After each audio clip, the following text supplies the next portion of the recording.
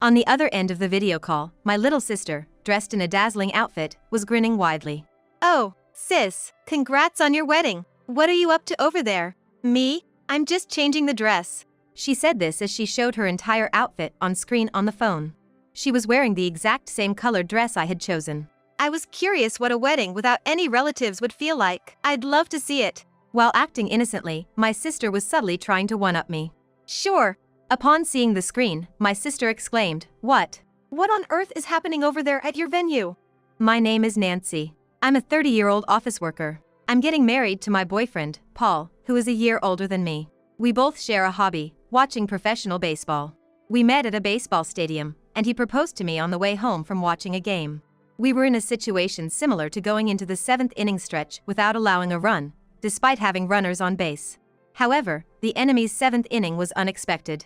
Enemy? That would be my sister. My sister, for years younger than me, is named Lily. Sure, she has a cute face. Even cuter than mine. My adorable little sister has a slightly twisted personality. She wants to imitate me in everything. It's been like that since we were little. Be it in school club activities, clothing, hairstyles, Lily copied everything about me. Thanks to her pretty face, whatever she does looks better than when I do it, and I end up being treated as a lesser copy, which makes me feel miserable. And what's more, she always behaves as if she made the choices before me. Even when I complained to our parents, they always sided with Lily, one way or another. Our relationship as sisters isn't bad, but there have been plenty of times when I felt the greatest hate springs from the greatest love. But when she mimicked me even in the matter of getting married, I was truly taken aback. After introducing each other to our parents, going through the engagement process, Paul and I finally started preparing for our wedding. We toured several wedding venues, compared estimates and dates, and deliberated seriously. We put as much thought into it as predicting the starting lineup of our favorite baseball team. After all that effort, we found a place where we could hold the ceremony on the anniversary of the day we started dating. It's destiny. Let's have the ceremony here. A few days later, I got a call from Lily. Oh, sis, I've decided to get married too. Eh? Really? Congrats. I genuinely congratulated her. Lily laughed happily. I thought since you're getting married, I should too. I pushed him to propose to me. Getting married just because I am? Is that really okay? I was a bit dumbfounded when Lily said this to me. Guess what? I accidentally set my wedding date to be the same as yours. What? Turns out, the day you guys picked is considered lucky or something, right? We thought we might as well go with the flow. Lucky day indeed. Sure, it was a favorable day. We decided to get married on our anniversary. Why on earth would she do something so unreasonable? What about the guests? Huh? Isn't it better if they attend my wedding? What?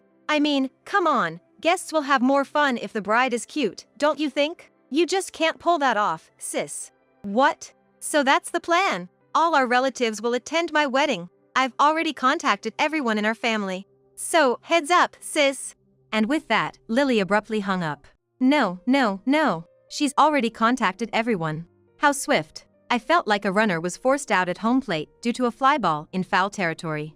If I contacted our relatives now, all I could say would be, it's the same day as Lily's. They would probably think I'm the unreasonable one and feel sorry for Lily. What a disaster. Until now, Lily's antics were only slightly annoying, but now she has directly challenged me. We had two options in the face of such a formidable adversary. Either move our wedding date or proceed as planned. A change-up or a straight play. I apologized to Paul for Lily's inconsiderate actions while sobbing. When we talked to our parents about it, they said, "We hope you two can talk it out and resolve this issue."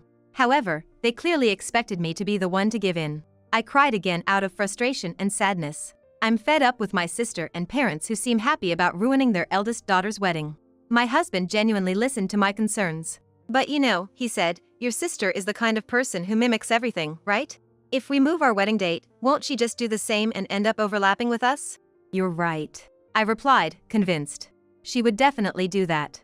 If we painfully adjust our schedule, only for it to be crushed again, our wedding memory would be a single word, disastrous.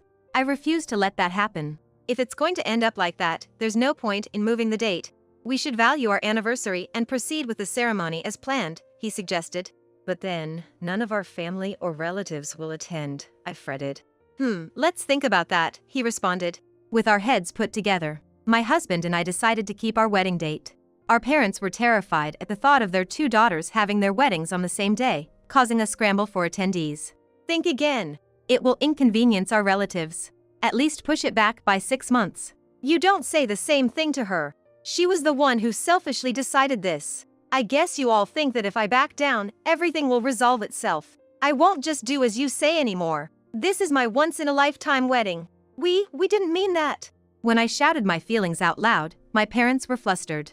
But soon they confronted me with stern faces. Apologize. Your dad and mom didn't mean anything like that. It's rude to talk to your parents like that. What nerve. If I were the judge, parents like these would be ejected.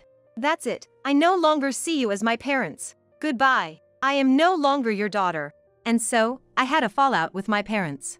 I didn't feel sad. Instead, I felt surprisingly relieved. It was their choice. After falling out with our parents, my sister contacted me immediately. Sis, what did you say to mom and dad? Both of them look really scared. The atmosphere at home is so tense. I told them I'm not changing the date for the wedding. What? My sister gasped. Huh? But all our relatives are going to come to my wedding, right? Including dad and mom, are you okay with that? I'm fine. Do as you please. I've cut ties with my parents, so I don't care about the relatives either.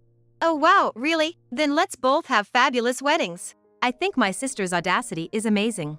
She's the type to pretend she's hurt even if she wasn't hit by a dead ball. The only reason we've been getting along as sisters so far was because I've been putting up with her. I've been silently enduring, just to keep our family together. Perhaps that fueled my sister's audacity. By the way, sis, what kind of invitations did you choose? What pattern? What color? Are the addresses handwritten or printed? I haven't decided yet. What? Make up your mind. You've got a great taste. I want to use yours as a reference. A reference? So that means she's planning to copy me. As my husband predicted, if I were to change my wedding plans, she would follow and mimic me. Once I became aware of how much I had been enduring, my sister's copycat behavior began to feel like a tremendous stress. But wait, this might be an opportunity. An opportunity to stop unnecessary endurance. An opportunity to give a piece of my mind to my annoying sister and my insensitive parents.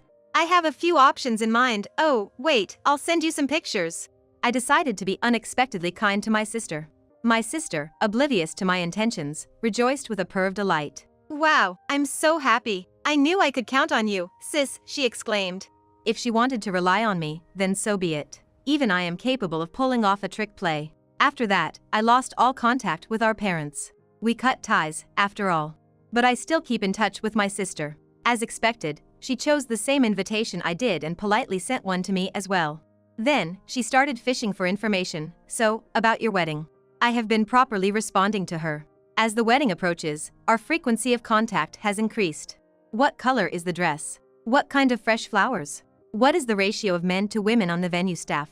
I am increasingly irritated by my sister, who asks me about everything. With a text that read, "I've chosen this dress. It looks good on me, doesn't it?" She sent me a picture of herself wearing the exact same dress I chose. If she wanted to mimic me that much, then let her. I made a phone call to my sister for the first time since the day she informed me of her wedding date. Hello? So, I've changed the menu for the wedding a bit. What? She was surprised. Why? What did you change it to? I upgraded the meat dish and asked for a better drink course. I also asked them to add one more appetizer. Oh, huh, is that so? What does it look like? Do you have a picture? I want to see. Sure, but what will you do after you see it? I'll use it as a reference. By reference, she meant to use it as a model. Using it as a model means doing the same thing. If you want to see a picture, I'll send it, but make sure you discuss it well with your husband. Changing the menu can significantly affect the wedding expenses. You said you couldn't afford any more expenses last time. I know that, but if you guys can do it, then of course we can do it too. That's what you think. It would be nice if you could.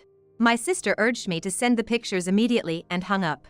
I let out a huge sigh. Watching me, my worried husband said, "Why don't you stop contacting your sister? It's stressful, isn't it?"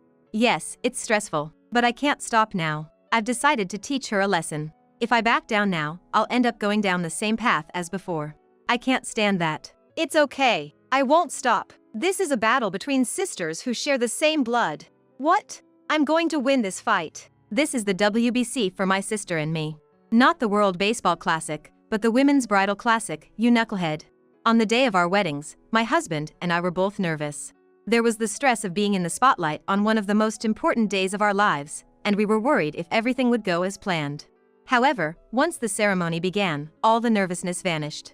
Everyone we invited was watching us with warm eyes. I was so happy that I burst into tears. The reception following the ceremony started smoothly, and I was on cloud nine. Even during the reception, I kept my smartphone close by. It was to take photos with the attendees. Then, my phone rang, thinking it might be a bad timing, but when I checked the screen, the call was from my sister. I hesitated for a moment, but then moved to a corner of the venue to answer the call. On the other end of the video call, my sister, dressed in a gorgeous outfit, was grinning. Oh, sister, congratulations on your wedding. What are you doing there? I'm in the middle of changing my outfit. She said this and showed her entire outfit on the screen.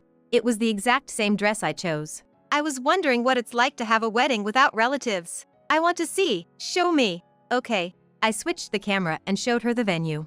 Seeing the situation, my sister raised a surprised voice. What? What's going on with your venue? It looks like a standing party. That's right. Instead of a regular reception, we decided to have a pay-as-you-go wedding reception party. What? When my sister decided to have her wedding on the same day, we realized that a regular reception would be difficult. Honestly, we felt helpless. So, we consulted with the venue staff, and they proposed this idea of a pay-as-you-go wedding reception party. We decided not to have a formal reception, but a casual party instead. We made the opening speech, the toast, and the closing speech. The rest of the time was dedicated to chatting and recreation. We asked the guests to contribute an attendance fee, and we didn't accept any gifts. The food was buffet style.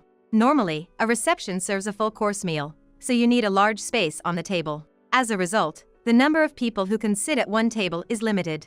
However, with a buffet style, you can increase the number of people around a table. More people at a table means you can invite more people. The attendance fee multiplied by the number of invitees becomes the budget for the reception, so the more you can invite, the bigger your budget becomes. And because it's an attendance fee and not a gift, it's easier to manage the finances. We were able to increase the grade of the food within our budget. The reason I was able to be on the phone at the edge of the venue despite being the main character is because it's a casual party after all. I didn't know anything about that. I wasn't told. I didn't mention it. Why not? Because you would have just copied it. I didn't want you ruining my special day anymore. If I told you, I would have to tell the bosses and relatives that I already invited, not to come. On the other end of the phone, my sister's mouth was hanging open, her face looking a bit pale. That dress looks good on you. It's the one I chose. Eh? Yeah. Eh? But you're going to wear it too, right? You said you were going to change outfits. I've already worn it for the photo shoot, so I won't be wearing it today. We're changing into the team's uniform for the rest of the ceremony. What? We've invited our fellow baseball fans. We're really looking forward to having a blast. But, that's nothing like my wedding. It might not be. Well, let's both have a wonderful day. Bye. With a full-hearted smile, I waved to my sister. I felt refreshed. It felt like I had finally settled a grueling match. I returned to the circle of guests with a bright mood. Later, I sent a postcard announcing my marriage to relatives. According to a relative who called to congratulate me, my parents avoided talking about me as much as possible on the day of the wedding. When asked if we had a fight, they replied, "She is no longer our child." Wow. So, I'm no longer their child. Just what I wished for. I don't need parents who take my sacrifices and patience for granted. I'll leave them behind. My sister was emotionally unstable in the latter half of the wedding. Up until then, she was over the moon as the star of the show. But that changed as soon as she came back from changing her outfit. She was restless and couldn't calm down. She was nervously attentive to the staff's movements and the flow of the reception. She even asked if they could change the dishes from that point on, or if there was anything that could be cancelled. How unreasonable. The venue staff must have had a hard time. As long as she was copying me, she could escape responsibility by saying I did the same as my sister, if there was any flaw. But this time, on the big stage of the wedding reception, she couldn't use that excuse. Because my sister's and my weddings were completely different. The responsibility for ignoring the budget and demanding upgrades to the food and changes to the outfits all fell on my sister. She probably started looking for a realistic line in a panic, but it was a little too late. According to the relative who told me the story, the food was very wonderful. Because they changed the usual menu to mimic the food at my wedding party, it was a special menu. On top of that, they upgraded the food, so the cost of the meal alone must have been hefty. Changing outfits also incurs costs for the dress and makeup. I wonder how much the total payment was. It's like signing a free agent without considering the team's budget. And as a result, The cost unnecessarily ballooned, the relationship with the husband's parents deteriorated, which affected the couple's relationship. Their marriage started with the relief pitcher getting burned and giving up a lot of runs, so it's no wonder it didn't go well. They apparently separated soon after they returned from their honeymoon. But my sister, it seems, can't even return to the family home she should have been able to rely on. In our parents' home, from which the crucial element, me, had been removed, the relationship between my parents and my sister seems to have become rapidly unstable. She told me everything, probably to put the blame on me, even though I hadn't asked for any of it. Divorce seems inevitable. It's a pity. But I don't feel guilty at all. When she finds her next partner, I hope she will think and act independently. Once the rush of the wedding was over, my husband and I visited my in-laws. We went to express our gratitude once again to my in-laws, who understood our decision to forego a wedding ceremony and reception with relatives, and to hold a wedding party instead. To our surprise, my in-laws had prepared a luxurious cake for us as a surprise. The room was beautifully decorated and there were pretty flowers everywhere. They warmly welcomed us, congratulating us on completing the party. Despite not being able to see their son in his tuxedo because of my circumstances, they were incredibly kind to me. I was so grateful and moved that I burst into tears. In front of my in-laws, who were holding up their cameras, my husband and I cut into the cake together. Wedding cake cutting. Despite losing heavily to the opponent's lucky 7th inning, we managed to hit a grand slam and pull off a spectacular comeback. We swept away the old family, and now it's the start of a new life. We will surely be happy from now on.